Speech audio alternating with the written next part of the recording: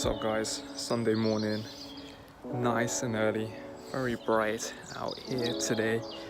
I just want to talk about my plans after the beard and where we're going to go from there, what the beard is going to look like, those sort of things. So let's talk about that today.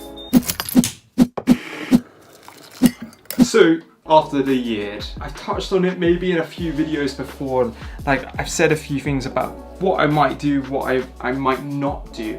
And one of the things I'm tempted to do is just let it grow down to sort of maybe where the end of these tassels are on my hoodie. So that's almost double the length, I would say. And when I get to that point, I think I might start to sort of band it up or bead it up at the bottom, just so it holds in a good shape all day long. I think that's probably quite essential. Other than that though, I do have the thought of going back to a shorter beard, maybe really having a really styled sort of mustache. The mustache has got loads of length. Let me zoom in here. It's got a good amount of length, but it's quite hard to distinguish at the moment from the beard. As soon as the year's over, I will take some of the weight out of these areas to really show off the mustache. But if I pull it up off of the beard itself, you can see it's getting some really good length here.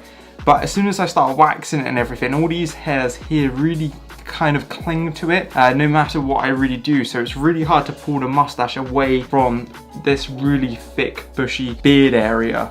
But it will get there, it will get there soon. So they're my plans, we'll see what happens. And yeah, to be honest, I think I'll probably go more to the longer beard. Anyway guys, thanks for watching, thanks for sticking around. Hopefully I haven't bored you too much, and I'll see you very soon. Goodbye.